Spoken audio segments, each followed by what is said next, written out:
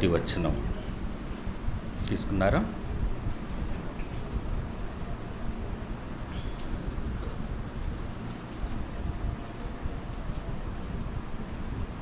చదువు.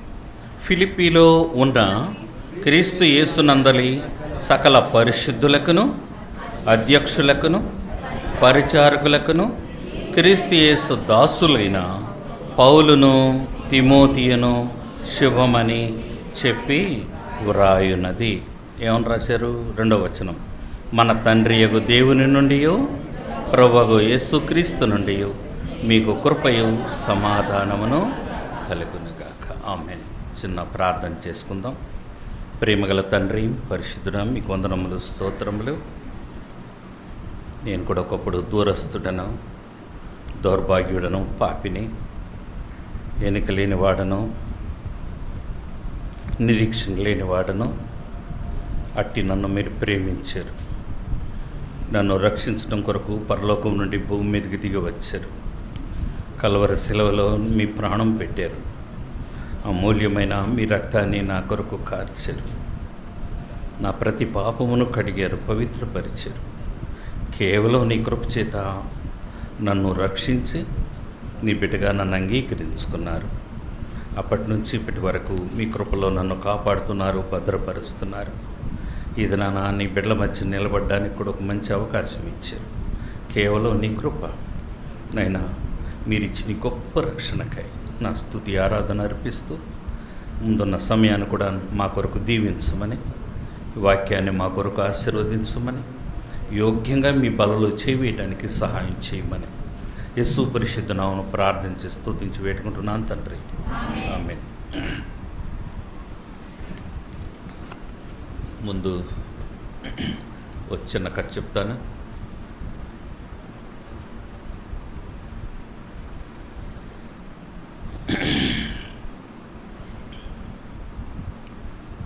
అప్పటికి పౌలు జైల్లో ఉన్నాడు. క్రీస్తు శకం 62వ సంవత్సరం. ఏ జైల్లో? రోమాలో ఉండే జైల్లో ఉన్నాడు. ఆయన బంధించేశారు. జైలు అంటే మనమే కంగారు పడినాం. అంత పెద్ద ఘోరమైన జైలు కాదు అది, హౌస్ అరెస్ట్ లాంటిది. ఎందుకంటే ఇంకా ఆయన మీద ఆ కేసు విచారణ జరగల, అందుకని కఠినంగా శిక్షించడానికి వీలవుతుంది. ఆయన మీద నేరం మోపేరు, రోమాకు వచ్చాడు. ఇంకా కేసు సెటిల్ అయ్యేంతవరకు, తీర్పు జరిగేంతవరకు, జడ్జిమెంట్ అయ్యేంతవరకు సరే ప్రస్తుతానికి ఒక రూమ్లో ఉండన్నారు, ఒక ఇంట్లో. ఆ ఇంటి చుట్టూ కాపలా పెట్టేశారు. 4 షిఫ్ట్స్ పెట్టారు. ఒక షిఫ్ట్కి 4, 4 వైపులా. ఆ ఇంటికి, ఒక ఇంటికి 4 సైనికులు కాపలా ఉన్నారు. రోజంతట్లో 16 మంది అవుతారన్నమాట. First shift, second shift, third shift, fourth shift అని అలా కాపలా కాశారు. పౌలు గారేమో ఆ గదిలో ఉన్నారు. ఇల్లే అనుకోండి. అయితే ఒక పర్మిషన్ ఇచ్చారు. ఎవరైనా ఆయన చూడాలనుకుంటే ఏం అబ్జెక్ట్ చేయకుండా ఆయన్ని, ఇంకా కేసు విచారణ జరగలేదు కదా, ఎవరైనా వస్తే పంపించండి, వాళ్ళు ఏదో మాట్లాడుకుంటారట అని గవర్నమెంట్ కొంచెం అవకాశం ఇచ్చింది. కాబట్టి చాలామంది వస్తున్నారు. ఆ రోమ్లో ఉండే క్రైస్తవులు ఉన్నవారు కొంతమంది వస్తున్నారు. ఆయా ప్రాంతాల నుంచి గెస్టులు వస్తున్నారు. అయ్యో పౌలన్న జైల్లో పెట్టేశారు, రోమ్లో పెట్టేశారు అని ఆయన ప్రేమించిన వాళ్ళందరూ వస్తున్నారు. ఎందుకని? ఆయన అంత ప్రయాసపడ్డాడు. ఆయన రక్షించబడినది మొదలుకొని ఎన్నో ప్రాంతాలు తిరిగారు. అన్ని ప్రాంతాలకు వెళ్ళారు, అన్యులను రక్షించాడు. శిష్యులేమో యెరూషలేము చుట్టుపక్కలే ఉన్నారు, కానీ ఈయనే అనేక ప్రాంతాలకు వెళ్ళింది. ఎన్నో సంఘాలు స్థాపించాడు. రాళ్ల దెబ్బలు తిన్నాడు, కొరడా దెబ్బలు తిన్నాడు, బెత్తాలతో కొట్టబడ్డాడు. ఎన్నో సముద్ర ప్రయాణాల్లో ఎన్నో అపాయాలు పొందాడు. అంత త్యాగం చేసి ఆయా ప్రాంతాలకు వెళ్ళి ఆయన వాక్యం చెప్పి రక్షణలోనికి నడిపించారు. అక్కడక్కడ కొద్దిమంది, 20 మంది, 30 మంది, 40 మంది అలా ఆయా గ్రామాల్లో, సంఘాల్లో ఉన్నారు. వీళ్ళందరికీ చాలా దుఃఖం వేస్తుంది. అయ్యో పౌలు గారిని జైల్లో పెట్టేశారు, రోమ్లో వస్తాడో రాడో, అక్కడే చంపేస్తారేమో అన్న భయంతో ఉన్నారు. అలాంటప్పుడు ముగ్గురు యవనస్తులకు ఒక ఆలోచన వచ్చింది. ఎలాగైనా మనం పౌలను చూడాలి, ఒకసారి చూసి చూద్దాం అనుకున్నారు. ముగ్గురు యవనస్తులు బయలుదేరారు. కుర్రోళ్ళే, అయితే ఆయా సంఘాలకు చెందినవారు వాళ్ళు. రోమ్కి వెళ్ళటం అంటే చిన్న పని కాదు. 2 నెలలు పడుతుందో 3 నెలలు పడుతుందో ఓడలో ప్రయాణం చేయాలి. ఆ ఓడ తిన్నగా అక్కడికి వెళ్ళదు. ఎక్కడో ఒక రేవు వస్తే అక్కడ ఆగుతుంది. అక్కడ సరుకులు దించడం, అక్కడ కొన్ని సరుకులు ఎక్కించుకోవటం, మరి ఇంకో రేవు పట్టణానికి వెళ్ళటం, అక్కడ ఆగడం, ఇట్లా ఒక్కొక్క దగ్గర ఆగి వాతావరణాన్ని బట్టి, మంచి గాలులను బట్టి ప్రయాణం చేసి రోమ్కి వెళ్ళాలంటే కొన్ని నెలలన్నా పడుతుంది. అయినా తెగించారు. ఎలాగైనా సరే ఆ పౌలు గారి మీద ప్రేమ చేత, అన్నయ్య మీద ప్రేమ చేత ఈ కుర్రోళ్ళు తెగించి వెళ్ళాలనుకున్నారు. ఇంకా వెళ్తానంటే ఎలాగా చెప్పాలిగా, ఇంట్లోనే చెప్పొద్దు. చెప్పారు, సంఘంలో చెప్పారు. నేను విధంగా అన్నయ్యని చూడడానికి వెళ్తున్నాము, ఇంకో పలానా తమ్ముడు కూడా వస్తున్నాడు, ఇంకొక అబ్బాయి వస్తున్నాడు, మేము ముగ్గురం కలిసి వెళ్తున్నామంటే అలాగ సంఘాల్లో చెప్పుకోగానే సంఘస్థులకు ఆశ కలిగింది. మేము సరే పోలేకపోతున్నాం, ముసలోళ్ళం అయిపోయాము, మీరన్నా అంత మంచి మనసు మీకు వచ్చింది, అలాగే ఒట్టికి వెళ్ళకండి, ఇగో నేను కొన్ని వస్తువులు ఇస్తామని కొన్ని వస్తువులు సమకూర్చారు. ఏమేమి ఇచ్చుంటారు చెప్పండి? పౌలు గారు జైల్లో ఉన్నారు, ఏమేమి ఇచ్చి పంపించుంటారు? మా చెప్పండి. దుప్పటి, అంతేకాని బంగారు అవి కాదు కదా. ఆహార పదార్థాలు అంటే డౌటే. 3 నెలల తర్వాత పోయేది. ఇక్కడి నుంచి బాగా బిర్యానీ చేసుకున్నాను అనుకోండి, ఇచ్చేది ఏముండదు అక్కడికి. సరే, 3 నెలల తర్వాత ఏముంటాయి అంత సేఫ్టీగా బాగా, అట్లాంటి కుదరవు, కష్టం. ఇంకా చెప్పండి.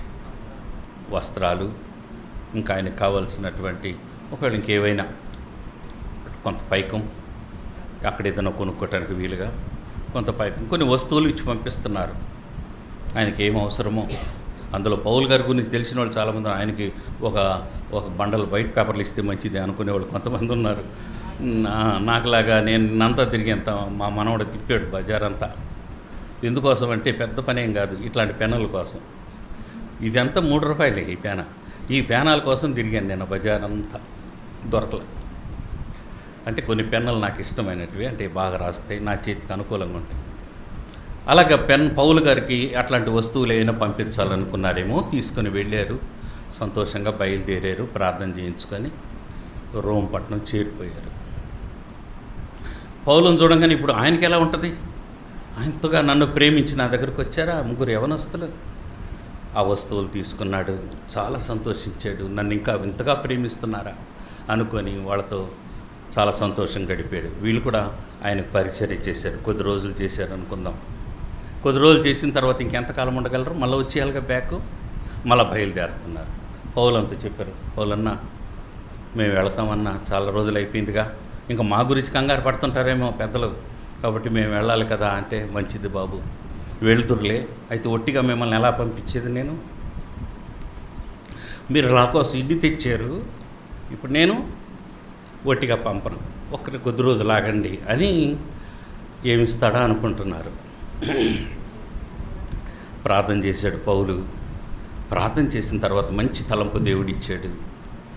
పేపర్లు తీసుకున్నాడు, ఉత్తరాలు రాశాడు. 4 ఉత్తరాలు రాశాడు. 4 ఉత్తరాలు రాసి మొదట అబ్బాయిని పిలిచాడు. మొదట అబ్బాయి పేరు తుకికు అన్నాడు. అంకుల్ చెప్పండి అంకుల్, లేకపోతే అన్నయ్య చెప్పండి అన్నయ్య. అబ్బాయి పేరు ఏం పేరమ్మా? గుర్తుపెట్టుకోండి ఇవన్నీ. తుకికు, ఇలా రా, ఇదిగో నీకు 2 ఉత్తరాలు రాసిస్తున్నా. ఆ ఉత్తరాలు ఏంటంటే, కొలస్సీ సంఘంలో ఉండే వారికి ఒక ఉత్తరం, తర్వాత ఎఫెసీ సంఘంలో ఉండే వాళ్ళకి ఒక ఉత్తరం. 2 పత్రికలు రాసి రోల్ చేసి వారు చక్కగా కట్టి తుకికి చేతిలో పెట్టాడు. నువ్వు వీటిని తీసుకెళ్ళాలి. ఎందుకు అంటే ఆ కుర్రాడు ఆ 2 సంఘాలకు చెందినవాడు. చూడండి ఒక వాక్యం, కొలస్సీ 4:7. కొలస్సీ 4:7. త్వరగా చూసి టైం తగ్గిపోతుంది.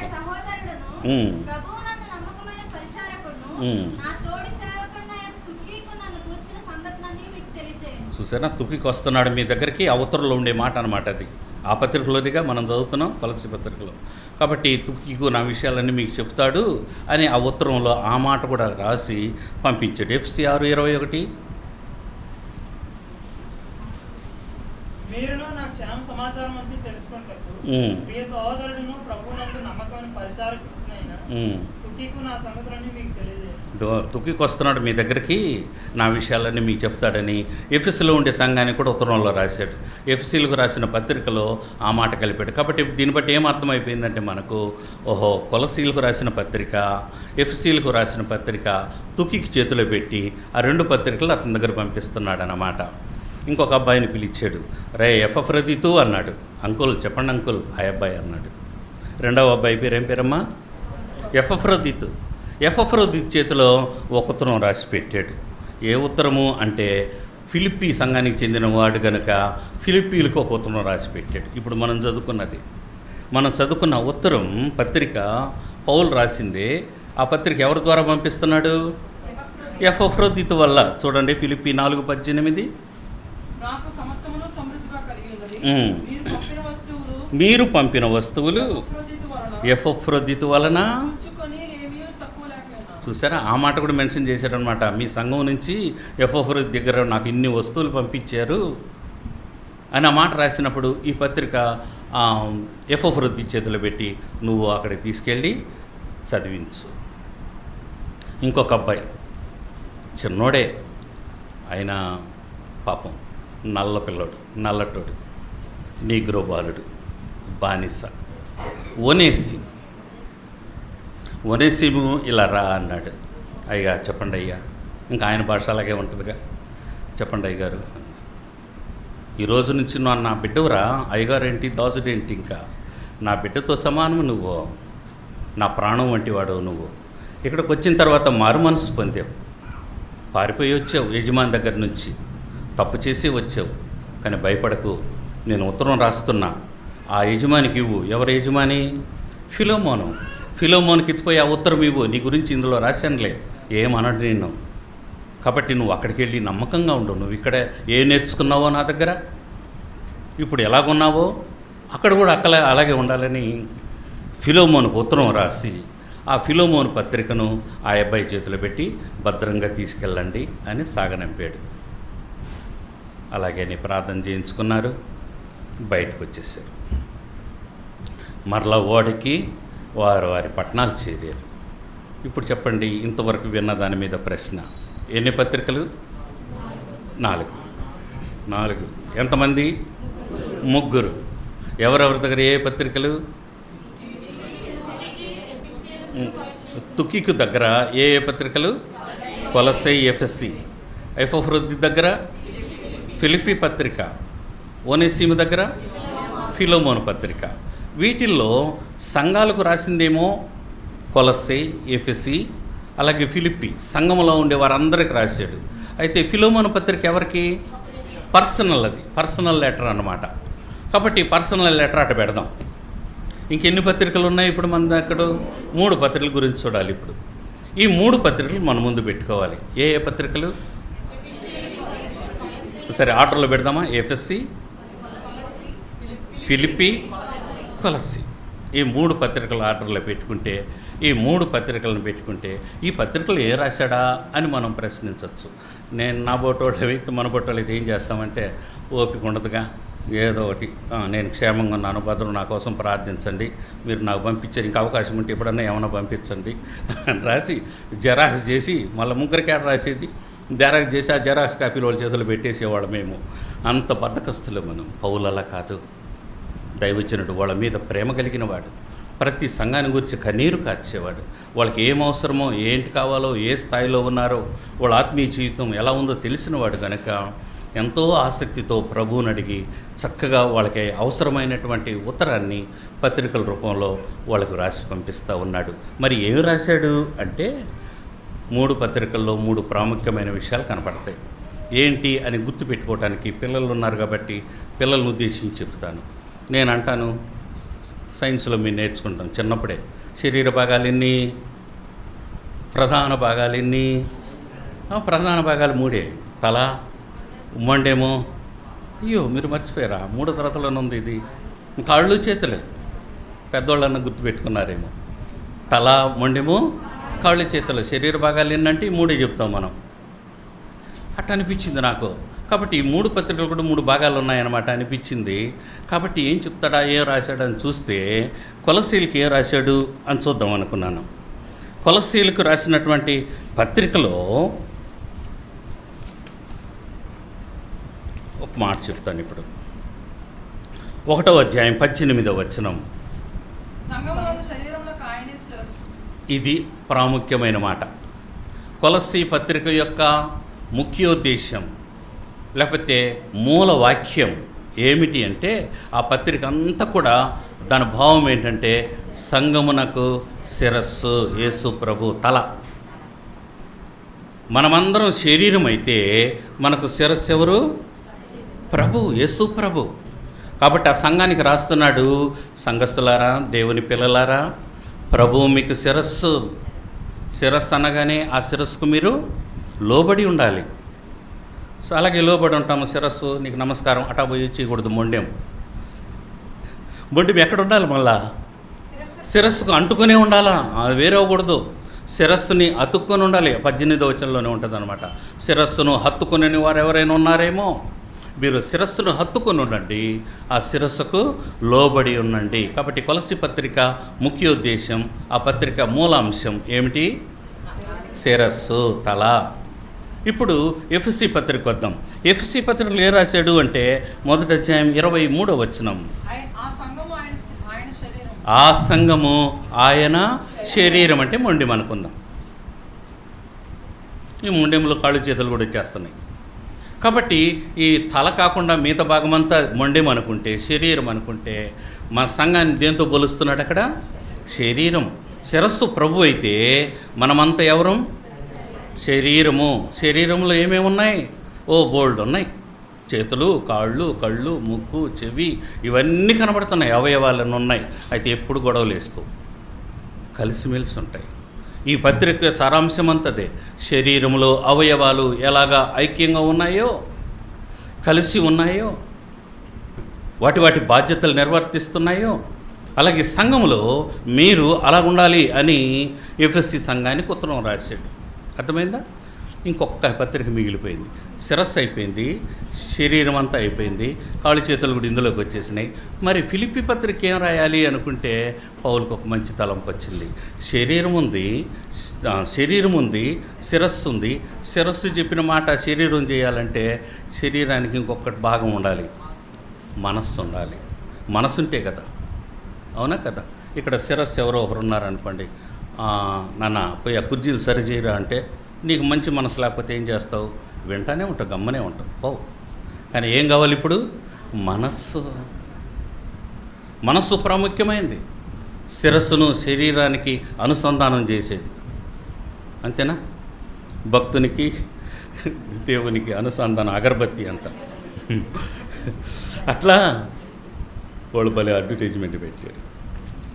శిరస్సు ఉంది ప్రభు, శరీరం ఉంది మనం. ఈ రెండింటిని కలుపుతున్నది ఏదంటే మనస్సు, హృదయం. కరెక్టే, మనస్సు అనుకుందాం.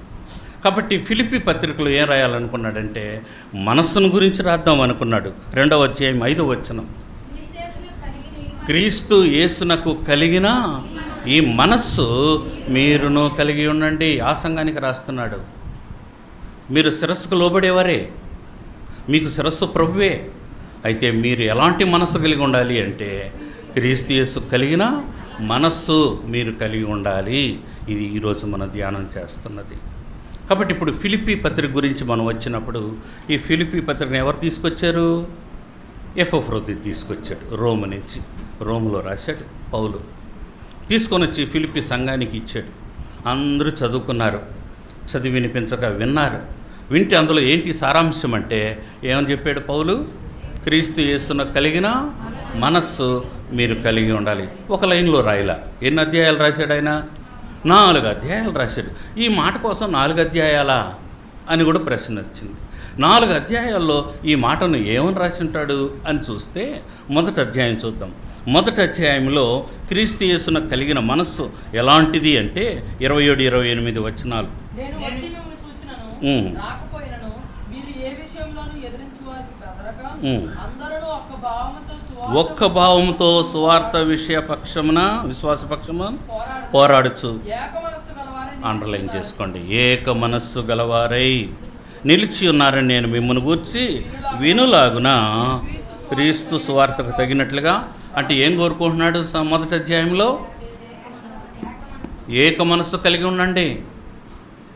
ఒక సాపే, ఒక రూఫే, ఒక మందిరమే, అది చాలదట. ప్రాముఖ్యమైనది ఏది? ఏక మనస్సు. దైవజనుడు అంటాడు, నాన్న మనం అందరం కలిసి ఈరోజు ఉపవాస ప్రార్థన చేద్దాంరా అంటే ఏమనాలి? ఏక మనస్సు అయితే అలాగన్నయ్యా చేద్దాం అన్నయ్య. స్వార్థ వెళదాంరా మనం ఈ వారం అంటే అలాగే అండి వెళదామండి. ఏక మనస్సు. అక్క అంటుంది, అక్క తమ్ముడు నాకు అనారోగ్యంగా ఉంది, నా కోసం ప్రార్థన చేస్తారా? అలాగే. ఏక మనస్సు, కలిసి ఉండే మనస్సు అన్నమాట ఇది. ఏక మనస్సు కలిగి ఉండాలని మొదటి అధ్యాయంలో రాశాడు. రెండవ అధ్యాయం చూడండి, 5 నుంచి 8 వచనాలు. అది ఎలాంటిదంట?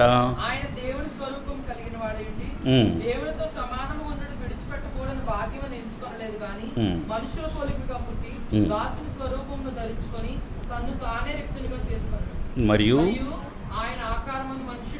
కనపడి మరణము పొందునంతగా, శిలువ మరణం పొందునంతగా విధేయత చూపిన వాడై తన్ను తాను తగ్గించుకునే మనస్సు. ప్రభు మనస్సు ఇది, అంతగా తగ్గించుకున్నాడు. అలాంటి మనస్సు మీరు కలిగి ఉండాలి అని 2వ అధ్యాయంలో రాశాడు. మొదటి అధ్యాయంలో ఏక మనస్సు కలిగి ఉండాలి. 2వ అధ్యాయంలో తగ్గించుకునే మనస్సు, లేకపోతే విధేయత చూపించేటువంటి మనస్సు. ఒకరికి ఒకరు విధేయత చూపించాలి.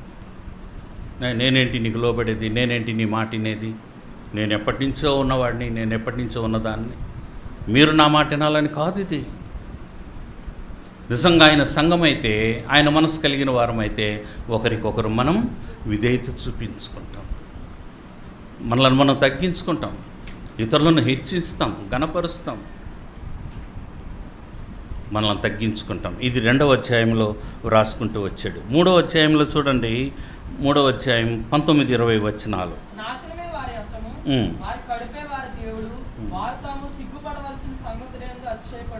కామా పెట్టి ఇక్కడ ముఖ్యమైనది భూ సంబంధమైన వాటి అందే. కొంతమంది వేరే వాళ్ళ గురించి చెప్తున్నాడు, సంఘం గురించి కాదు ఇది. బయట వాళ్ళు, లోకస్తులు భూ సంబంధమైన వాటి మీదే మనసు వస్తున్నారు. కానీ మీరైతే 20 మన పౌరస్థితి పరలోకమందు ఉంది కనుక దేని మీద మనసు పెట్టాలి? మీరు పరలోకమందున్న వాటి మీదే మనసు పెట్టాలి. ఇదే మాటని 8వ వచనంలో రాశాడు, 4:8. సహోదరులారా,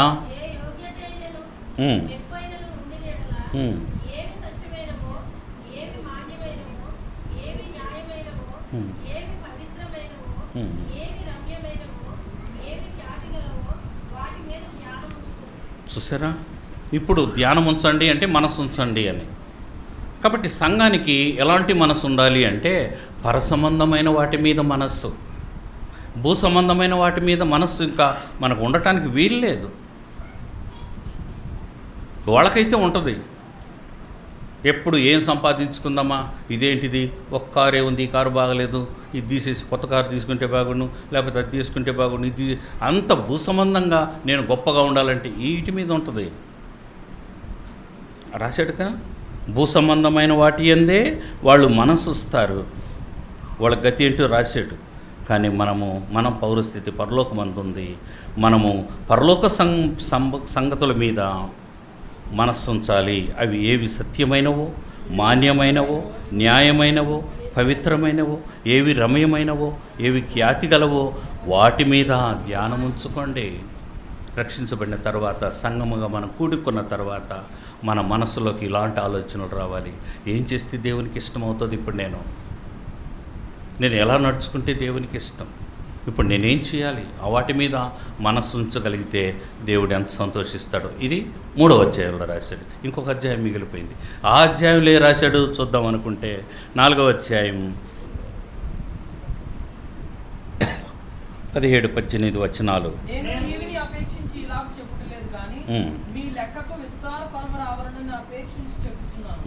నాకు సమస్తమును సమృద్ధిగా కలిగి ఉన్నది. మీరు పంపిన వస్తువులు ఎపఫ్రొదితు వలన పుచ్చుకొని ఉన్నాను. అవి మనోహరమైన సువాసనయు దేవునికి ప్రీతికరమైన ఇష్టమైన ఈ యాగమునై ఉన్నవి ఏం రాస్తున్నాడో తెలుసా? మీకు ఎలాంటి మనసు ఉండాలంటే ఈ 4వ అధ్యాయంలో కాదు, త్యాగపూరితమైనటువంటి మనస్సు మీరు నాకు ఇచ్చారు, ఎవరు నాకు ఇలా చేయలేదు, కాబట్టి ఇది దేవునికి ఇష్టమై ఉంది, ఆయనకు ప్రీతికరంగా ఉంది, ఒక యాగంలాగా ఉంది, మనోహరమైన సువాసనగా ఉన్నాయి. ఇది కంటిన్యూ చేయండి, ఇచ్చే మనస్సు కలిగి ఉండండి, త్యాగపూరితమైన మనస్సు కలిగి ఉండండి. రాత్రి చేపల్లో చెప్పుకున్నాముగా, దేవుని పిల్లల ఆఖరి తీర్చే చేపలు, అవునా, దేవుని అవసరత తీర్చే చేపలు. ఇదే ఫిలిప్పి సంఘంలో పౌలు రాస్తున్న 4వ అధ్యాయంలో అలాంటి త్యాగపూరితమైనటువంటి మనస్సు మీరు కలిగి ఉండాలి అని రాసుకుంటూ వచ్చాడు. ఇది చాలా ప్రాముఖ్యమైనది. ఇది ఫిలిప్పి పత్రిక యొక్క అవుట్లైన్. 1వ అధ్యాయంలో ఏక మనస్సు కలిగి ఉండాలి, తర్వాత ఒకరికొకరు ఒకరి ఎదుట ఒకరు తగ్గించుకునే వారంగా ఉండాలి. 3వ అధ్యాయంలో భూ సంబంధమైన వాటి మీద కాక పర సంబంధమైన వాటి మీద మనస్సు కలిగి ఉండాలి. 4వది త్యాగపూరితమైన మనస్సు కలిగి ఉండాలి. ఆ రాసిన తర్వాత నిజంగా ఆ సంఘం చదువుకుందా లేదా? పత్రిక చదువుకున్నారు. నిజంగా పత్రిక చదువుకొని ఉంటే మళ్ళా పౌలు గారు ఒకవేళ వచ్చి చూస్తే ఆ సంఘంలో ఏమని ఉండాలి? ఈ 4 కనిపించాలి కదా. ఇప్పుడు చూద్దాం, ఈ 4 ఉన్నాయా లేదా ఆ సంఘంలో. ఇప్పుడు 2వ పాఠంలోకి వస్తున్నాను. ఇంతవరకు అవుట్లైన్ చెప్పాను. ఇప్పుడు ఆ సంఘస్థులు ఎలాగున్నారో మనం కొంతసేపు దీన్ని ధ్యానం చేయబోతున్నాం. ఇప్పుడు సంఘం యొక్క లక్షణాలు చూడబోతున్నాం. 1వ అధ్యాయం 1వ వచనం. ఫిలిప్పీలో ఉన్న క్రీస్తు యేసు నందలి సకల పరిశుద్ధులకును అధ్యక్షులకును పరిచారకులకును క్రీస్తు యేసు దాసులైన పౌలును. చాలు నాన్న. మొట్టమొదటి వచనంలోనే ఆ సంఘం ఎలాంటిదో పౌలు గారు రాశారు.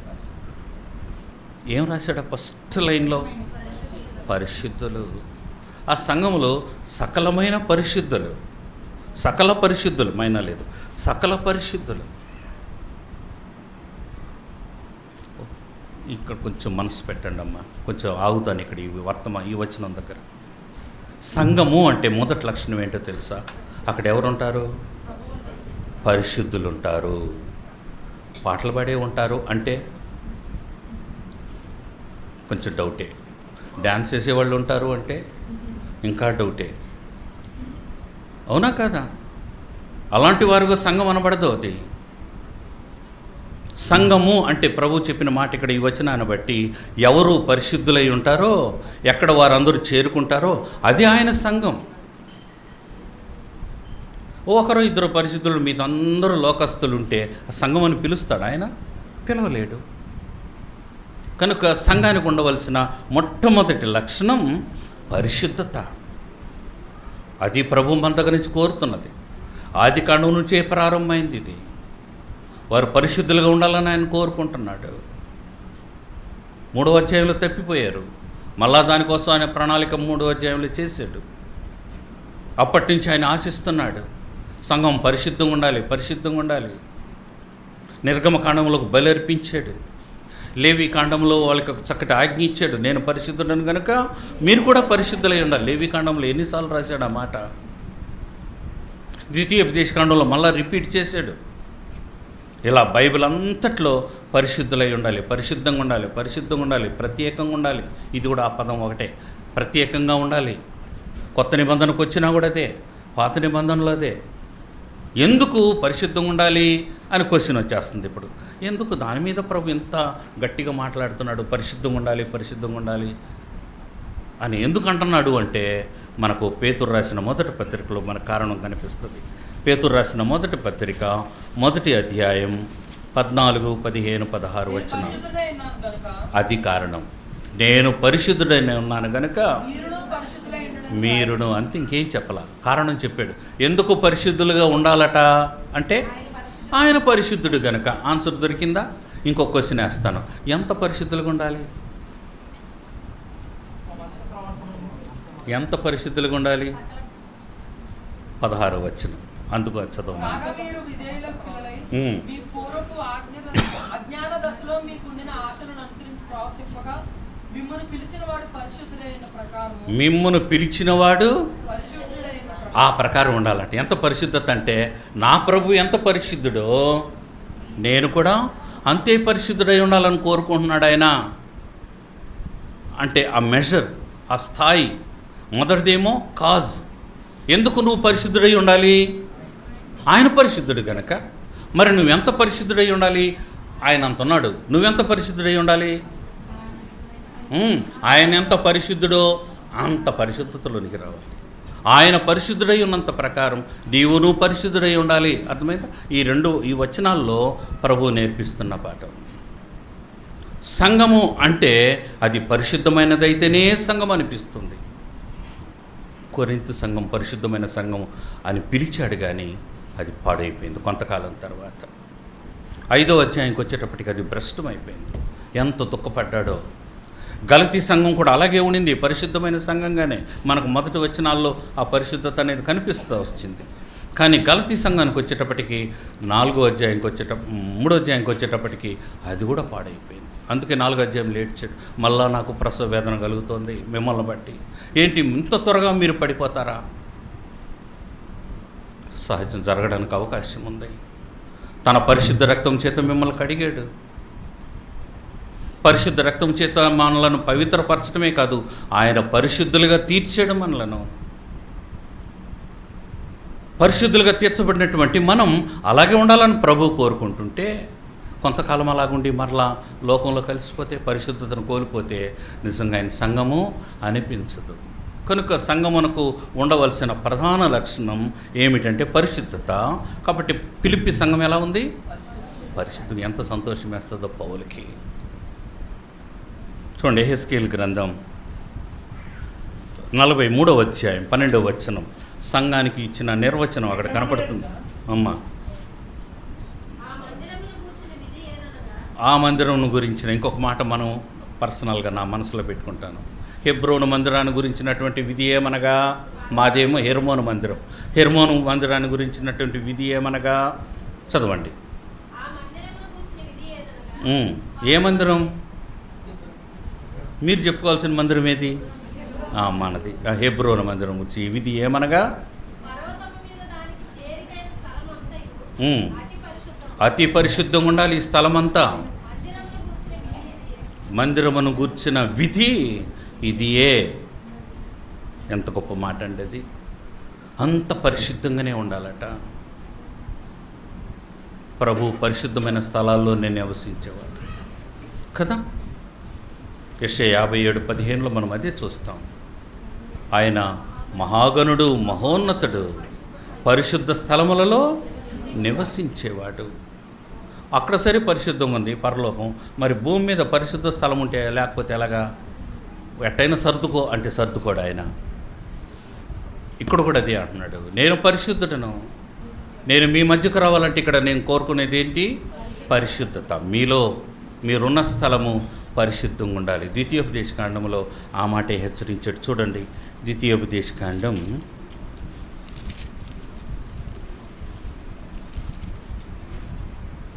23వ అధ్యాయం 14వ వచనం, మరియు నీ దేవుడైన యెహోవా నిన్ను విడిపించుటకును నీ శత్రువులను నీకు అప్పగించుటకును నీ పాళెములో సంచరించుచుండును. కనుక ఆయన నీలో అసహ్యమైనది దేనినైనను చూచి నిన్ను విడవకుండునట్లు నీ పాళెం పరిశుద్ధంగా ఉండాలి. మనం నివాసం ఉండేటువంటి మందిరం, మన గృహాలు, మన స్థలాలు, అన్నిటికంటే ముఖ్యమైనది మన హృదయం ఎలా ఉండాలి? పరిశుద్ధంగా ఉండాలి. లేకపోతే ఏమవుతుందట? విడిచేస్తాడు. కోపం వచ్చి కాదు, ఆయన ఉండలేడు. ఆయన స్వభావానికి విరుద్ధమైనది. అందువల్ల ఆయన వెళ్ళిపోవాల్సి వస్తుంది, దూరంగా ఉండాల్సి వస్తుంది. అపవిత్రమైన స్థలములో, పాపం ఉన్న స్థలములో ఆయన ఉండలేక దూరంగా వెళ్తాడు అంతే. అందుకు ఆయన బతిమలాడి చెప్పినట్టు అనిపిస్తుంది, పరిశుద్ధంగా ఉంచండి, పరిశుద్ధంగా ఉంచండి, మీరు పరిశుద్ధంగా ఉండండి. మేము రక్షించబడిన తొలి దినాల్లో, ఇంకా అంతకు ముందు దినాల్లో కూడా మమ్మల్ని దైవ సేవకులు ఈ మాట చెప్పేవాళ్ళు. ఇలా చూస్తూ ఉంటారు వాళ్ళు, వాళ్ళ కంటికే కనబడతాయి, మాకు కనబడ గుడ్డి కళ్ళకి.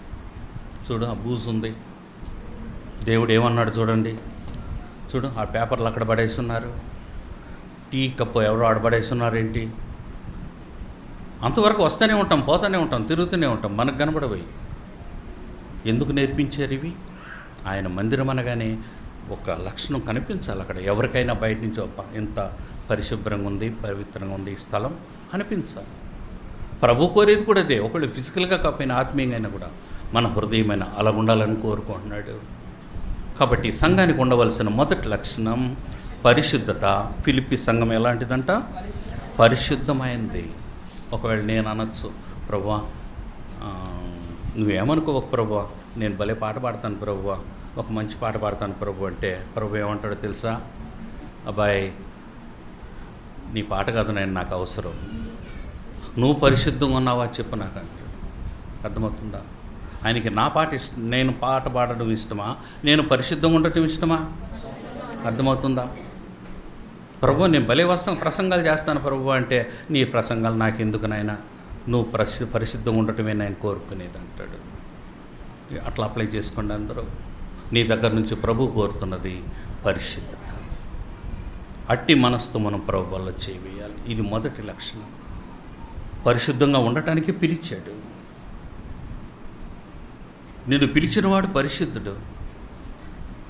కాబట్టి మనం పరిశుద్ధంగా ఉండటానికి ప్రయాసపడాలి, అలాగ జీవించాలి. అప్పుడు ఆయన సంఘం అవుతాం, మనం ఆయన పిల్లలం అవుతాం.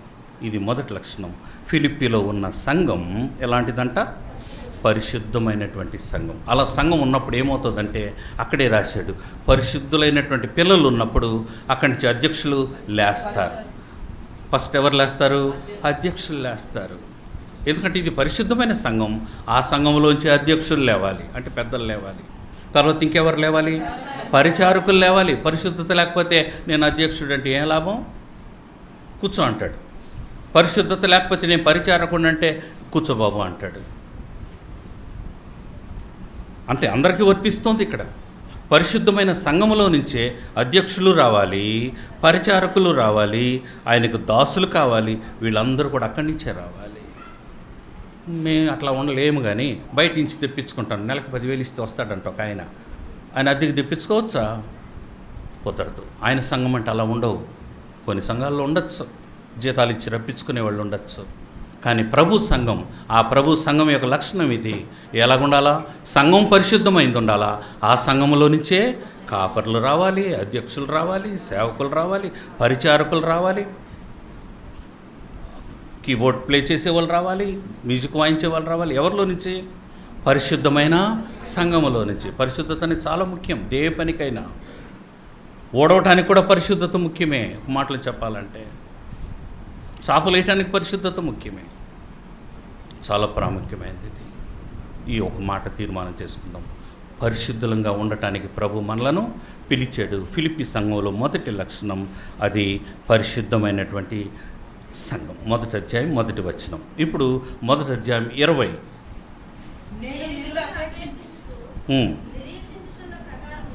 అపేక్షించుచు నిరీక్షించుతున్న ప్రకారముగా మీ ప్రార్థన వలనను యేసుక్రీస్తు యొక్క ఆత్మ నాకు సమృద్ధిగా కలుగుట వలనను ఆ ప్రకటన నాకు రక్షణార్థముగా పరిణమించునని. నేను ఎవరి ప్రార్థన అంట పౌలు గారు రాస్తున్నారు? చూడండి, అండర్లైన్ చేసుకోండి ఆ పదం. మీ ప్రార్థన వలనను అంటే పౌలుకి ఏం తెలుసు ఇప్పుడు సంఘాన్ని గురించి? నేను రోమాలో ఉన్నప్పటికీ, జైల్లో ఉన్నప్పటికీ మీరు నా కోసం ఏం చేస్తున్నారు? ప్రార్థిస్తున్నారు. అంటే పౌలుకి ఎంత నమ్మకం అంటే ఆ సంఘం మీద. ఫిలిప్పీ సంఘం ఏం సంఘం అది? ప్రార్థించే సంఘం. ప్రతి బిడ్డ పరిశుద్ధుడిగా ఉండాలి. రెండవదిగా ప్రతి సంఘంలో ఉన్న ప్రతి వ్యక్తి ప్రార్థించే వ్యక్తిగా ఉండాలి. ప్రార్థన ఎంత ప్రాముఖ్యమో ఇక్కడ మనం నేర్చుకోబోతున్నాం. ప్రార్థించే సంఘం ఏ కార్యమైనా చేయగలదు. ప్రభు కొరకు ఎంత గొప్ప కార్యాలైనా చేయగలదు. కానీ నేటి దినాల్లో అందరం నిర్లక్ష్యం చేస్తున్నది ఏంటో తెలుసా?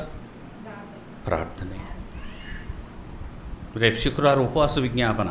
ఎంతమంది వస్తారు? ఇక్కడే కాదు నాని, మిమ్మల్ని అంటున్నానని కాదు, మా సంఘం గురించి కూడా అన్నీ ఎక్కడైనా ఎంత తక్కువైపోతుందో. 6 మంది వచ్చారన్నా, 7 మంది వచ్చారన్నా అంటుంటారు. ఎందుకని? ప్రార్థనకు మాత్రం ఎందుకు నిర్లక్ష్యం చేస్తున్నారు అంటే అది మనమై మనం నేర్చుకోండి, గ్రహించండి. మనకై మనం నిర్లక్ష్యం చేయట్లే. ఒకడు చేరాడు, చెవులో చెప్పాడు వచ్చి, ఈరోజు నువ్వు బాలేవు కొంచెం పట్టు కూర్చు అంటే ప్రార్థన చేస్తే ఏం జరుగుతుందో అపవాదికి తెలుసు. అమ్మో, ప్రార్థన చేస్తే అక్కడ రక్షణ కార్యాలు జరిగిపోతాయి, పరిశుద్ధులైపోతారు, అందరూ ఆయన రాజ్యం అయిపోతారు, నా రాజ్యం కూలిపోతుందని తెలిసి వెళ్ళనీయకుండా ఆపుతూ ఉంటాడు. ఏదో కారణం తీసుకొస్తాడు. నిజమనిపిస్తుంది మనకు. అది మబ్బు వేసుకుంటుంది అంటే తెలుసుగా, అంటే మేఘాలు గమ్ముతాయి. మేఘాలు గమ్మితేనే మందిరానికి ఆగిపోవాలా? వాన వస్తుందేమో అని. ఎంత విచిత్రం అండి మన మనసు. జ్వరం వచ్చినట్టు అనిపించిందన్నా, అందువల్ల రాలేకపోయినా. జ్వరం రాలా, వచ్చినట్టు అనిపించిందంట. కారణం అంతా ఒకటే, సాతాను పని. నిన్ను మందిరానికి రానికుండా చేయటానికి. ప్రార్థన నిర్లక్ష్యం చేయకుండా దయచేసి. ప్రార్థన చాలా ప్రాముఖ్యమే. అంత్య దినాల్లో మనం ఉన్నాము. ఒకరికొరకు ఒకరు ప్రార్థన చేసుకోవలసినటువంటి వారము. ప్రార్థన ఎప్పుడు నిర్లక్ష్యం చేయకండి. లూకా 18:1.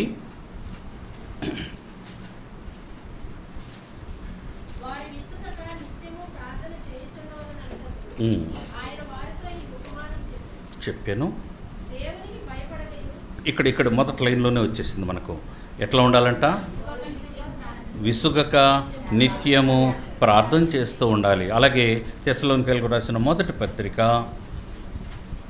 5వ అధ్యాయం 25వ వచనం, సహోదరులారా మా కొరకు కూడా ప్రార్థన చేయండి అని ఎవరు రాస్తున్నారేడా? పౌలు రాస్తున్నాడు. అంటే మన కోసం మనం ప్రార్థన చేసుకోవటమే కాదట, దేవుని సేవకుల కొరకు కూడా మనము ప్రార్థన చేయాలి. మీ ప్రార్థన వారికి కూడా అవసరం, దైవ సేవకునికి అవసరం, సంఘ కాపరికి అవసరం. ఎంతోమంది పరిశుద్ధులు బయట ఉన్నారు, సేవకులు ఉన్నారు, వారికి కూడా మన ప్రార్థన అవసరమై ఉంది. కాబట్టి మన కోసం, మన కుటుంబాల కోసం, మన సంఘం కోసం ప్రార్థన చేసుకుంటూ ఇతరుల సేవకుల కొరకు కూడా మనము ప్రార్థన చేయాలి. ప్రార్థన చేసే దగ్గర ఒక తలంపు చెప్తాను, ప్రాముఖ్యమైన మాట ఇది. మనం ఎలా ప్రార్థన చేయాలి అనే దానికి లూకా 18వ అధ్యాయంలో ఒక ఉపమానం చెప్పాడు ప్రభు. ఏంటా ఉపమానం? మొదటి వచనాల్లో దేవునికి భయపడకుండా మనుషులను లెక్కే పెట్టడు ఉన్నాడు. వాడు ఎలాంటి వాడంట? అన్యాయస్తుడు. ఈ 4 లక్షణాలు పెట్టుకోండి. వాడు న్యాయాధిపతే కానీ అన్యాయస్తుడు. వాడు మనుషులను లెక్క చేయడు, దేవుని కూడా లెక్క పెట్టడు, భయమే లేదు, దైవ భయం లేదు. ఇట్లాంటి న్యాయాధిపతి అక్కడ ఉన్నాడు. కానీ అదే పట్టణంలో ఒక ఆవిడ ఉంది. ఆవిడెవరు? విధవరాలు. విధవరాలంటే భర్త లేడు, బిడ్డలు లేరు, సహాయం చేసేవాళ్ళు లేరు, ఆ మాట వినేవాళ్ళు లేరు, ఆమెకి ఎవరైనా రికమెండ్ చేసేవాళ్ళు లేరు. అలాంటి విధవరాలు తనకు న్యాయం జరిగించమని ఆవిడ ఆ అన్యాయస్తుడి దగ్గరకు వస్తుంది. ఎంతో కాలం వచ్చింది, తిరిగి మొత్తానికి న్యాయం పొందింది. ఎందుకు ఈ ఉపమానం చెప్పాడంటే, చాలామంది మనం అనుకుంటాం, అపార్థం చేసుకోకండి, దేవుడు ఆమెతో మనలను పోల్చడం లేదు సుమా, ఆమెలాగా మీరున్నారని చెప్పటంలే. ఆమెకైతే విధవరాలు, మనం అలా కాదు, మనం ఆయన పిల్లలం. ఒక విధవరాలే, భర్త లేనావిడే, ఏ దిక్కు లేనావిడే, ఆమెకే న్యాయం జరిగితే మీకేమి? మీరు నా పిల్లలు కదా. అర్థమవుతుందమ్మా? అంటే ఆ విధవరాలకి మనం వ్యతిరేకంగా ఉన్నామా లేకపోతే అలాగే ఉన్నామా? మనకు ఆవిడికి ఎంతో తేడా. అట్లా అర్థం చేసుకోవాలి ఆ ఉపమానాన్ని. విధవరాలతో మేము మనల్ని పోల్చడం లేదు ప్రభు. ఆవిడికి ఏం న్యాయం జరిగింది? అలాంటి ఆవిడికి మీరు నా బిడ్డలు కదంటయ్యా, నా కుమారులు నా కుమార్తెలు కదా, మీకు న్యాయం జరగదా అని 8వ వచనంలో రాశాడు. ఆ మాట ఏం రాశాడు? ఆయన మన విషయమే దీర్ఘశాంతం చూపిస్తున్నాడు. ఎందుకంటే మనం అలాంటి వారం కాదు, మనం ఆయన పిల్లలం, మన కోసం ఆయన చూస్తూ ఉన్నాడు కనుక మనము ప్రార్థన చేయొచ్చు. రెండవ తలంపు చెప్తాను. ఆవిడ ఎవరి దగ్గరికి వెళ్ళింది? అన్యాయస్తుడు. మీరు ఎవరి దగ్గరికి వెళ్తారు? న్యాయాధిపతి. మన ప్రభు ఎంత నమ్మకమైన వాడు, న్యాయమైన వాడు. కాబట్టి ఇంకెంత ధైర్యంగా ప్రార్థన చేయొచ్చు. ఆ న్యాయస్తుడి దగ్గరే ఆవిడ తిరిగి మొత్తం న్యాయం పొందితే నేను అలాంటి వాడినా కాదు కదా, మరి మీరు నా దగ్గరికి ఎంత ధైర్యంగా రావచ్చు? అలా పోల్చి చెప్తున్నాడు అన్నమాట. అట్లా అర్థం చేసుకొని చూడండి ఆ ఉపమానంలోంచి ఎంత మంచి పాఠం వస్తుందో మనకు. కాబట్టి ప్రార్థనను నిర్లక్ష్య పెట్టకండి, ఎందుకంటే మనం ఆయన పిల్లలం. తప్పకుండా మనకు జవాబు దొరుకుతుంది. అంతేకాదు, ఆయన న్యాయవంతుడు, ప్రేమ కలిగినటువంటి వాడు. తప్పకుండా మనకు న్యాయం చేస్తాడు, జవాబిస్తాడు. మన కోసం ఆయన ఎదురు చూస్తూ ఉన్నాడు. ఎప్పుడు నా పిల్లలు రాబోతారో వాళ్ళకి ఇవ్వాలని కాసుకో అన్నాడు. కాబట్టి ఆ ధైర్యంతో మనం ప్రార్థన చేయాలట. ప్రార్థనను నిర్లక్ష్యం చేయకూడదు. కాబట్టి ఫిలిప్పి సంఘం యొక్క రెండవ లక్షణం అది ప్రార్థించే సంఘం. మొదటిది పరిశుద్ధమైన సంఘం, రెండవది ప్రార్థించే సంఘం, మూడవది మొదటి అధ్యాయం 3వ వచనం. మొదటి దినము నుండి ఇది వరకు సువార్త విషయంలో చాలు. ఈ సంఘం యొక్క గొప్ప లక్షణం ఏంటంటే, ఇంకోటి మూడవది, సువార్త విషయంలో పౌలు గారితో పాటు పాలివారై ఉన్నారట. ఎంత మంచి సంఘమో! అంటే మొదటి దినము నుండి, రక్షించబడిన దినము నుండి, ఎప్పుడైతే సంఘంలో రక్షించబడ్డారో పిల్లలు, అప్పటి నుంచట ఆ సంఘానికి ఉండే మంచి లక్షణం ఏంటంటే, ఎప్పుడైనా పౌలు గారు ఇప్పుడు మనం ఫిలిప్పీలో ఉన్నాం కదా, ఇక్కడి నుంచి మనం మాసిదోనియాకి వెళదామండి అంటే వాళ్ళు ఏమంటారంట సంఘస్థులు, అన్నయ్య మేము కూడా వస్తాం, నువ్వు ఒక్కడవేంటి వెళ్ళటం, మేమందరం వస్తామంటారట. లేకపోతే ఇంకొక సంఘం దగ్గరికి వెళదామంటే, ఇంకొక ప్రాంతానికి వెళదామంటే మేము కూడా వస్తాం అక్కడికి. సువార్త విషయంలో ఆయనతో పాటు పాలివారై ఉన్నారు. పౌలు గారు వెళదాము అంటే వెంటనే పరిగెట్టేటట్టుగా ఉన్నారు. నేడు సంఘములో ఇప్పుడు ద్వారాలు మూయబడతా ఉన్నాయి కదా. ఎందుకు మూయబడుతున్నాయి? దీని వెనక మన లోపం కూడా ఉంది. తెరిచినన్ని దినాలు మౌనంగా ఉన్నాం మనం. ద్వారాలు ఎన్నో సంవత్సరాలు దేవుడు తెరిచిపెట్టాడు, వెళ్ళలేకపోయాం. తీరా ఇప్పుడు పరిస్థితులు అర్థమైపోయి ఇప్పుడు పోదాం అనుకుంటే ఆల్రెడీ అపవాది మూసేస్తున్నాడు. ఇప్పుడు బాధ కలుగుతుంది. అయ్యో, ఈ పని ఏదో మనం 2 సంవత్సరాల క్రితం చేసింటే ఎంత బాగుండు, ఒక 5 సంవత్సరాల క్రితం చేసింటే ఎంత బాగుండు. సువార్త ఆగిపోయింది. సువార్త చెప్పడానికి అవకాశాలు లేకుండా పోతూ ఉన్నాయి. నెక్స్ట్ మేము చేసే పనులు ఏంటంటే గృహ కూడికలు పెట్టుకుంటున్నాం అక్కడక్కడ. ఆ గృహ కూడికలో చుట్టుపక్కల ఉండే వాళ్ళని పిలిపించుకుంటున్నారు. ఏదో ఒక ఫంక్షన్ అనో ఒక కార్యక్రమం అనే పేరు పెట్టుకొని వాళ్ళందరినీ రప్పించుకొని ఒక 10 నిమిషాలు ఉండండి అమ్మా, అన్నయ్య వాక్యం చెప్తారు, తర్వాత మనం భోజనం చేద్దాం, ఒక మంచి పార్టీ ఉందని చెప్పించుకొని అలాగే ఎలాగైనా సరే వాక్యం అందించాలి. ఇట్లాంటి ప్రయత్నాలు చేస్తూ ఉన్నాం ఇప్పుడు మేము. అలాగ జరుగుతుంది ఇప్పుడు. మరి పట్టణాల్లో అయితే కష్టం అవుతుంది, పల్లెల్లో అయితే అలా లేదు. అక్కడే ఒక స్ట్రేంజర్లు అది మెగాఫోన్ ఒకటి పెట్టేసుకుంటాం. ఆ గృహంలోనే, గృహ కూడికలో కూడా మెగాఫోనే. ఉద్దేశం వాళ్ళ కోసం కాదు, చుట్టుపక్క నుండి అరుగు మీద పెడితే లేకపోతే బయట పెడితే ఆ పక్క వీధిలో ఆ ఇంట్లో ఉండేవాళ్ళని వింటారేమో అని. ఇప్పుడు ఆ మార్గం తప్ప ఇంకేం కనపట్లేదు. ప్రార్థన చేయండి ఈ విషయం కూడా. కానీ ఫిలిప్పి సంఘం యొక్క 3వ లక్షణం ఏంటంట? సువార్త ప్రకటించే విషయంలో దైవ సేవకునితో పాటు వెళుతూ ఉన్నారు, సంతోషంగా వెళుతున్నారు. ఎందుకు మనం ప్రకటించాలి? ఎందుకు సువార్త ప్రకటించాలంటే రోమాపత్రికలో రాశాడు చూడండి, 10వ వచనం. రోమాపత్రిక 10వ అధ్యాయం నేను చదువుతాను.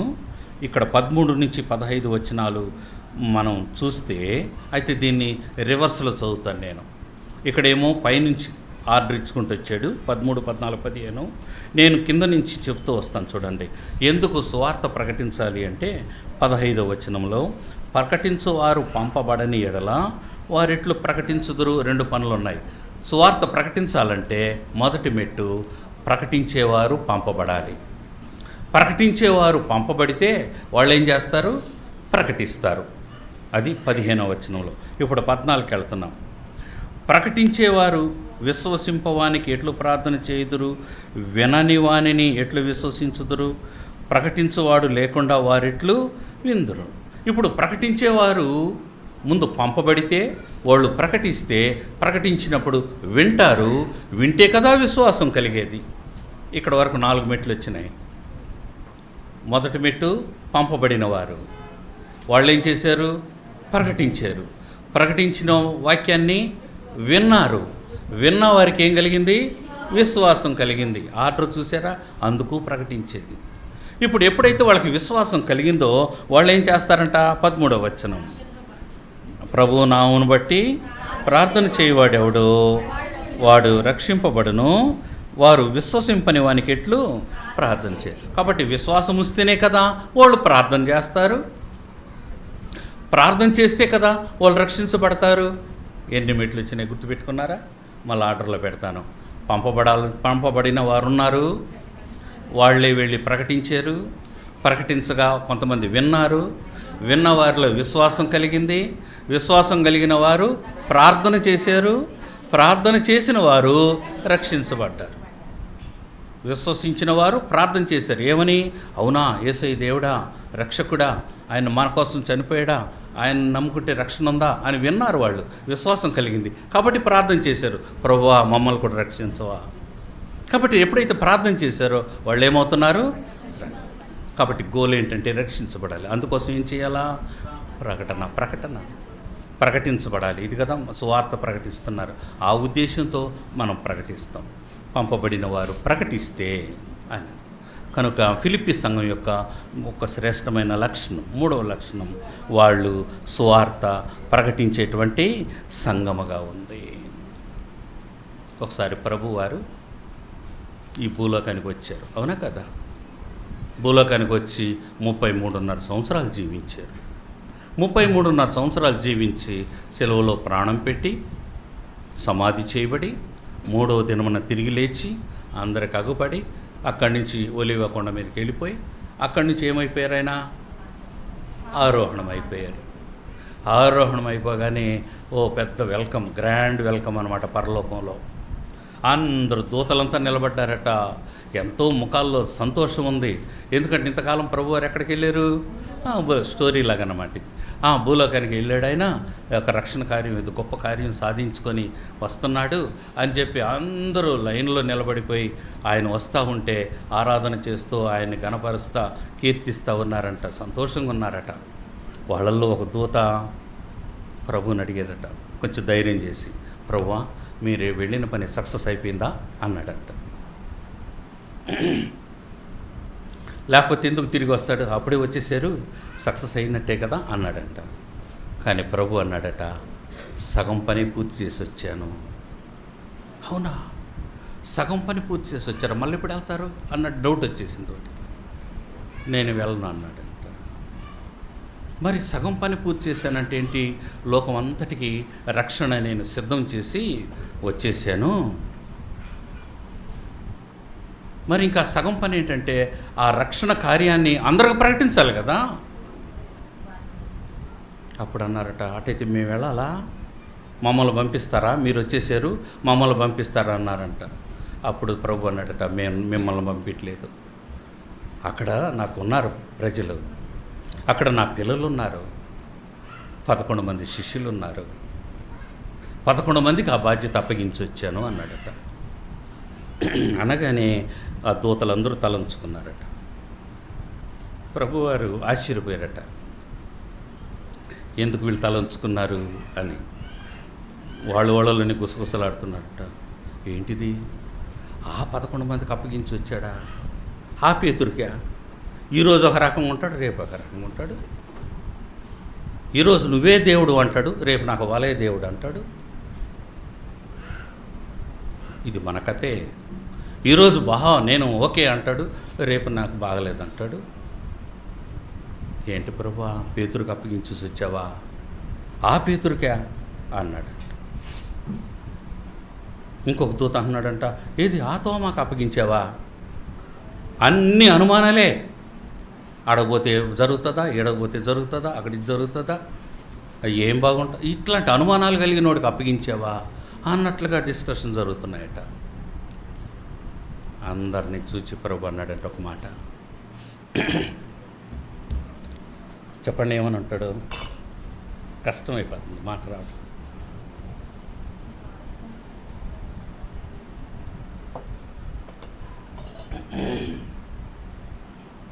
ప్రభు అన్నాడట, అలాంటి వారు తప్ప నాకు ఇంకెవరు లేరు భూమి మీద. వాళ్ళని నమ్మి నేను వచ్చాను, కానీ ఇప్పటికీ నమ్ముతున్నాను ఎట్లయినా చేస్తారని. గమ్మన తలని సంతోషించారంట. అవునా ప్రభు, అంత నమ్మకం పెట్టుకున్నావా? అవును, వాళ్ళు చేస్తారు, నాకు ఆ నమ్మకం ఉంది, ఇప్పుడు అలా కనపడుతున్నారు కానీ అని ప్రభు చెప్పాడట. ఇప్పుడు ఆలోచించండి, నీ మీద ప్రభుకి ఎంత నమ్మకం ఉందో.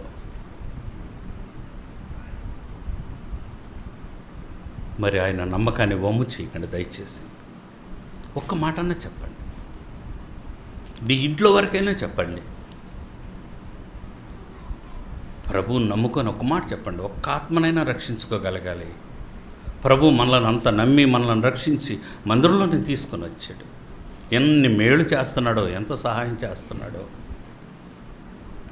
సువార్త ప్రకటించవలసినటువంటి బాధ్యత మందే. డోర్స్ మూసేశారు వాస్తవమే, అయిన అవకాశాల కోసం మనం కనిపెట్టాలి. ఇప్పుడు ఏదో విధంగా ఒకరికి అందించాలి. ఒక్క మాట అయినా చెప్పగలగాలి. ఏ విధంగా అయినా చెప్పచ్చు. ప్రభు ఇస్తాడు జ్ఞానం. కనుక సువార్త ప్రకటించవలసిన బాధ్యత మన మీద ఉంది. ప్రభు అంత నమ్మకం పెట్టుకొని ఉన్నాడు, అందుకే ఆలస్యం చేస్తున్నాడు. ఈరోజైనా నా బిడ్డలు వెళ్ళి ఎవరికైనా చెప్తారేమో, ఒకరికైనా చెప్తారేమో. అలా 1,00,000 మంది చెప్తే ఒకరన్నా మారు మనసు పొందరా? 10 మంది అన్నా మారు మనసు పొందరా? వాళ్ళైనా నరకం నుండి తప్పించుకోరా? అందుకోసం వాళ్ళ రాత్రి మాట వాళ్ళు ఎక్కడుంది? వేయబడే ఉంది భూమి మీద, ఇంకా నిండలా, ఇంకా సమయం రాలే, వస్తుంది. దరికి లాగైపోతున్నాడు, ఎదురు చూస్తూ ఉన్నాడు, ఇంకా కొన్ని చేపలు వస్తాయేమన్నాడు. కనుక సువార్త ప్రకటించవలసినటువంటి బాధ్యత మంది. ఈ సంఘానికి, ఫిలిప్పీ సంఘానికి ఉండేటువంటి 3వ లక్షణం, ప్రాముఖ్యమైన లక్షణం సువార్త ప్రకటన. 4వది 14వ వచనం. మరియు సహోదరులైన వారిలో ఎక్కువ మంది నా బంధకముల మూలంగా ప్రభువునందు ఉన్నాను. ఒక్క నిమిషం బాబు. ఫిలిప్పీ పత్రిక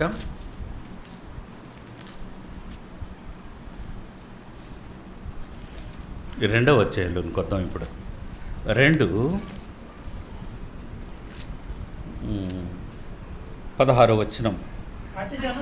అట్టి జనము మధ్యను మీరు జీవవాక్యమును చేత పట్టుకొని లోకమందు జ్యోతుల వలె కనబడుతున్నారు. సంఘానికి ఉండేటువంటి లక్షణం, అట్టి జనము మధ్య వీళ్ళు ఎలాగున్నారట? జ్యోతుల్లాగా కనబడుతున్నారట. ఎట్టి జనం మధ్య? పైన ఉంది, పై వచనంలో చూడండి. మీరు మూర్ఖమైన వక్ర జనము మధ్య. చాలు. ఆ సంఘమేమో మూర్ఖమైన వక్రజనం మధ్య ఉంది. చుట్టూ వాళ్ళే మూర్ఖులే, వక్రమైన వాళ్ళే, క్రమం లేని వాళ్ళే, పరిశుద్ధత లేని వాళ్ళే, ప్రేమ లేని వాళ్ళే. అలాంటి వారి మధ్య మీరు జ్యోతుల వలె ప్రకాశిస్తున్నారంటే ఏంటి అర్థం తెలుసా? మీరు మంచి సాక్ష్యం కలిగి ఉన్నారు. మంచి సాక్ష్యం కలిగినటువంటి సంఘం ఇది.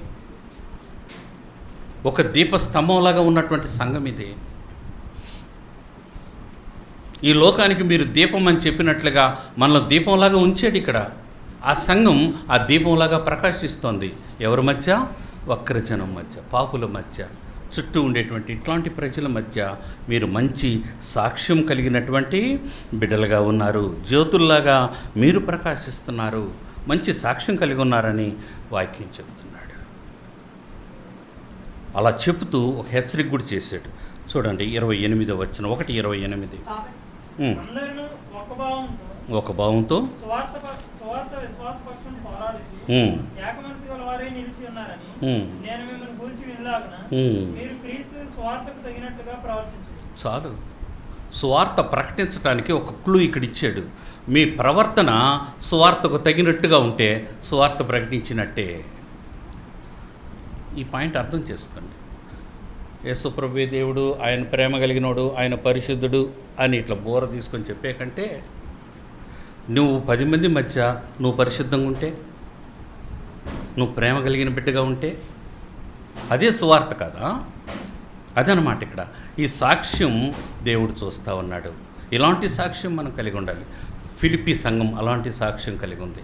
ఈ వక్రజనం మధ్య, మూర్ఖులైన వారి మధ్య ఎవరికి తగినట్టుగా ఉన్నట్టు, దేనికి తగినట్టుగా? క్రీస్తు సువార్తకు తగినట్లుగా ప్రవర్తించాలి. ఇదే వాక్యాన్ని కొలసై 3:12 కూడా చూస్తాం. కొలసై 3:12 కాగా దేవుని చేత ఏర్పరచుకున్న వారును పరిశుద్ధులను పరిశుద్ధులను ప్రియులైన వారికి తగినట్టు మీరు జాలిగల మనస్సును, దయాళుత్వమును, వినయమును, సాత్వికమును, దీర్ఘశాంతమును ధరించుకొనుడి. దీనికి నోరు అవసరం లేదు. ఇక్కడ నోటితో చెప్పాలా నేను దీర్ఘశాంతము కలిగి ఉన్నానని చెప్పని అవసరం లేదుగా. కొంచెం ఓర్చుకుంటే చాలుగా. వెంకటరత్నం అన్నయ్య చెప్పేవారు, ఓర్చుకుంటేంట కోడిగుడ్డు దాకడవుతుందంట. అదొక సామెత చెప్తుంటాడు, చాలాసార్లు చెప్పాడు ఆయన. ఓర్చుకుంటేనంట కోడిగుడ్డు దాకడవుతుందంట. దాకడు అంటే పెద్ద డిష్ అంటది. ఆ పదం కూడా నాకు తెలియదు. ఓ పెద్ద పాత్ర అంటది. ఇదేంటన్నా కోడిగుడ్డు పెద్ద దాకా ఏదో అన్నారు మీరు. ఏంటంటే ఈరోజు కోడిగుడ్డు పెట్టింది కదా, అట్టేసుకొని తినేస్తే ఏం రాదు నాయన, ఒక 21 రోజులు ఆగండి, అది కోడి అవుతుంది. ఆ కోడి అయిన తర్వాత కొంచెం పెంచితే అది పెద్ద బాగా బలుస్తుంది, అప్పుడు కోసుకొని తింటే ఓ పాత్ర నిండా కూర అవుతుంది అని చెప్పాడట. కాబట్టి ఓపిక పడితే కోడిగుడ్డు ఎలాగైతే దాకా అవుతుందో ఓర్పు అవసరం. నీ ఓర్పును బట్టి ఎంతోమందిని రక్షించుకుంటావు, దేవుని ప్రేమను చూపించగలుగుతావు, ఎంతోమంది ప్రేమను సంపాదించుకుంటావు. ఒక్కరూ ఓర్చుకో, ఒక్క సెకండ్, ఒక నిమిషం. ఏమంటే అన్నారులే, పర్వాలేదు, పెద్దవాళ్ళే కదా అన్నారు, ఓర్చుకో. ఎంత గొప్ప ఆశీర్వాదం ఉందో దాని వెనక. కనుక దీర్ఘశాంతం కలిగి ఉన్నానని చెప్పనవసరం లే, నువ్వు అది చూపించు అంటాడు. ఇంకేంటంట, సాత్వికం కలిగి ఉన్నాను, నేను వినయం కలిగిన వాడిని. ఇవన్నీ మాటలతో చెప్పేటివి కాదు, మన ప్రవర్తనలో చూపించాలి. అవే సాక్ష్యం అంటే. ఈ ఫిలిప్పీ సంఘం అవి ధరించుకొని ఉన్నారట. చాలా ప్రాముఖ్యమైన మాట. క్రీస్తు మీరు ఎలా ఉండాలన్నాడు ఫిలిప్పీ పత్రికలో 2:28 మీరు క్రీస్తు సువార్తకు తగినట్లుగా, సువార్తకు తగినట్టు. సువార్త ఏం చెప్తాం మనం? సువార్తలు చెప్పే పదం ఏంటి? యేసు ప్రభు ఒక లక్షణం చెప్పండి, ప్రేమ కలిగిన. దానికి తగినట్టుగా నడుచుకోండి చాలు. అంటే మనం ఎట్లా నడుచుకోవాలి? ఇప్పుడు ప్రేమ కలిగి నడుచుకోవాలి. ఇంకొకటి చెప్తాం, ఆయన పరిశుద్ధుడు. ఇప్పుడు ఎలా నడుచుకోవాలి? పరిశుద్ధంగా నడుచుకోవాలి. అవునా కదా? ఒక అబ్బాయి ఉన్నాడు, నాకు అల్లుడే అవుతాడు, దూర బంధువు, చెల్లెలు కొడుకు. చిన్నప్పటి నుంచి మా దగ్గర పెంచుకున్నాం 5వ తరగతి నుండి. తర్వాత చాలా సంవత్సరాలకి మారు మనసు పొందాడు, డిగ్రీ పూర్తి చేశాడు. మారు మనసు పొందక వరకు భలే స్టైల్గా ఉండేవాడు. ఇప్పుడు ఉండే స్టైల్ తెలుసుగా, ఇక్కడ వరకు ఉండవు వెంట్రుకలు, ఇక్కడ మాత్రం ఇంత పెద్ద చుట్టూ ఉంటుంది. అటు చూడకండి. అయితే మాకు ఓడే దిక్కు. ఆదివారం ఓడే రావాలి, మందిరం తలుపులు తీయాలి, ఓడవాలి, బలలు చాపలు వేయాలి, మైక్ సెట్ అరేంజ్ చేయాలి, అన్నీ చేయాలి. నాకేమో దుఃఖంగా ఉంది, బాధగా ఉంది, వీడు మారు మనసు పొందలేదు. ఈ వాక్యమే చెప్తున్నాను ఆ రోజు. క్రీస్తు సువార్తకు తగినట్టుగా నీ ప్రవర్తన ఉందా? నీ వస్త్రధారణ ఉందా? నిన్న మనముడు బజారంతా తిప్పాడు, నాకు అర్థమైంది. భీమవరం పట్టణం మామూలు పట్టణం కాదు, కోటీశ్వరుల పట్టణం ఇది. నాకు అర్థమైంది అది చూస్తూ ఉంటేనే. ఇదేదో కోటీశ్వరుల పట్టణం లాగుంది, చాలా కాస్ట్లీగా ఉన్నారు అనుకుంటే ఏ ఫ్యాషన్ అయినా వేసుకోగలరు. వాళ్ళని చూసి దేవుని బిడ్డలు కూడా అదే ఫ్యాషన్ వేసుకోవాలనుకుంటున్నారు. నేను గ్రహించింది నిన్న ఒక రౌండ్ వేస్తే ఒక 1 అవర్ దాకా. ఒకవేళ మీకు అది తప్పైతే ఏమనుకోకండి, నేను అనుకున్నాను అలాగా. కానీ ఇలాంటి ప్రజల మధ్య మనం ఎలాగుండాలి? క్రీస్తు సువార్తకు ఫ్యాషన్స్ కాదు మనకు.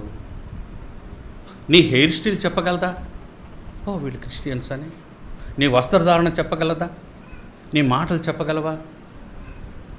నీ ప్రవర్తన వీడు క్రైస్తవుడు అని చెప్పగలదా? ఆ పిల్లోడు విన్నాడు. ఒకరోజు ఏడుస్తూ వచ్చాడు రూమ్లోకి. తర్వాత అర్థమైంది, ఏరా అంటే మాయ చెప్పరా, నేను మారు మనసు పొందాను మాయ అన్నాడు. ఎంత సంతోషమో. 100 రూపాయలు ఇచ్చా, తీసుకుని పోయాడు. మొత్తం పొట్టిగా తెచ్చేసుకున్నాడు. దీనికి మ్యాచింగ్ రావాలిగా, ఇప్పుడు తప్పదు కదా, ఇంక ఇదేం పెరగవు, అతికించుకోవడానికి లేదు కాబట్టి అవి కూడా తీసేసాడు. తీసేసి ఒక 2-3 డేలకి మంచిగా వచ్చేసింది తల. అంటే హెయిర్ కటింగ్ మార్చుకోండి అంటే మారు మనసు అని కాదు నేను అంటుండేది. మారు మనసు గుర్తుని హెయిర్ స్టైల్ కూడా చెప్పాలి. నీ బట్టల వస్త్రధారణ కూడా నువ్వు దేవుని బిడ్డవని చెప్పాలి. ఇది ఎక్కడ లోపం అంటే మా ప్రాంతంలో తల్లిదండ్రుల్లోనే లోపం. అసలు అలాంటి బట్టలు ఉంటాయని తల్లిదండ్రులకు తెలీదు. హాస్టల్లో చేరింది, నర్సింగ్ ఫస్ట్ ఇయర్. చేరగానే అక్కడి నుంచి పాప ఫోన్ చేసి చెప్పిందంట, మమ్మీ నన్ను అడిగారు, అది ఆంధ్రాయన లగ్గంగా అంట అంట వచ్చినారు. లగ్గం కాదమ్మా లెగ్గిన్స్ అమ్మా అన్నాను. అది ఏందో అవి కావాలంట మా అమ్మాయికి, అవి ఎక్కడ దొరుకుతాయి అని అడుగుతున్నారు. ఆ పదాలే మాకు తెలియదు. మరి ఇప్పుడు ఆ అమ్మాయి అడిగింది. ఎందుకు అడిగింది? హాస్టల్ అందరూ అయ్యే వేసుకుంటున్నారు. చాలా బాధగా ఉంటుంది కదా. అంతవరకు మంచి భక్తి కలిగిన కుటుంబం ఇప్పుడు ఆ బిడ్డకు తల్లిదండ్రులు కొనియాల్సి వస్తుంది. అడుగుతుంది కదా బిడ్డ ప్రేమతని. ఏదేమైనా ఒకటి మాత్రం మనసులో పెట్టుకోండి, మన పిల్లలు క్రీస్తు సువార్తకు తగినట్లుగా ఉంటే అదొక్క మాట గుర్తుపెట్టుకోండి. ఏం డ్రెస్ చేస్తామో ఏ ఎలా ఉంటుందో ఆ తర్వాత మీ ఆలోచన. కనుక ఈ మాట గుర్తుపెట్టుకోండి. 16వ వచనం, అట్టి జనము మధ్యన మీరు జీవవాక్యమును చేత పట్టుకొని లోకమందు జ్యోతుల వలె కనపడుచున్నారు. ఎన్నో ఉన్నాయి దీంట్లో వాక్యాలు. నెక్స్ట్ పాఠంలోకి వెళ్ళిపోతాం, టైం అయిపోవచ్చేసింది. 5వ లక్షణం, 3వ అధ్యాయం 3వ వచనం. శరీరమును ఆస్పదము చేసుకుంటాయి, ఆత్మ వలన ఆరాధించచ్చు. ఈరోజు నాకు తృప్తిగా ఉంది ఆరాధన. చాలా కాలం తర్వాత మనస్ఫూర్తిగా ఆరాధనలు ఏకీభవించాను. కొన్ని సంఘాల్లో ఆరాధన ఏదో నోటికొచ్చిన మాట, వర్తమానం ఎటో పోయి ఉంటుంది, వాళ్ళకి ఎప్పుడో రికార్డ్ అయి ఉంటుంది ఒకటి కొన్ని మనసులో, అవే రిపీట్ అవుతూ వస్తాయి. వీళ్ళు ఎలాగ ఆరాధన చేస్తున్నారు? ఆత్మ వలన ఆరాధన చేస్తున్నారు. ప్రభు కోరింది అదే కదా. తను ఆరాధించువారు ఆత్మతోనూ సత్యముతోనూ అట్టివారే కావాలని ఆయన కోరుకుంటున్నాడు. ఆత్మతో సత్యముతో. అది ఎక్కడ దొరుకుతుంది అంటే ఆ ప్రభు మనకి ఇచ్చాడు. ఆ అనుభవం నీకు ఎక్కడ వస్తుందంటే గుర్తు చేస్తున్నాం అంతే. వర్తమానంలో వాక్యమే సత్యం కదా, ప్రభువే ఆత్మ. ఇది వాక్యం ద్వారా గుర్తు చేస్తున్నాం. ఇప్పుడు ఆ వాక్యాన్ని బట్టి మీరు ఆరాధన చేస్తున్నారు. ఎంత సంతోషంగా ఉంటుంది అన్నమాట యథార్థంగా చేసినప్పుడు. కనుక వీళ్ళు ఆత్మలో ఆరాధన చేసేటువంటి బిడ్డలుగా కనబడతా ఉన్నారు. చివరిది 4వ అధ్యాయం 18వ వచనం.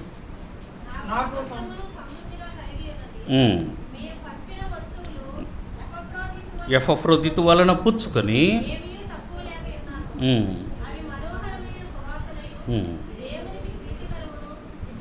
ఇష్టమునైన యాగమునై ఉన్న. వీళ్ళ లక్షణం ఏంటంటే అక్కడ దైవ సేవకుడు అవసరతలో ఉన్నాడంటే ఇక్కడి నుంచి కానుక పంపిస్తారు. ఆయనకు అవసరం ఏంటో గుర్తిరిగినటువంటి వారు.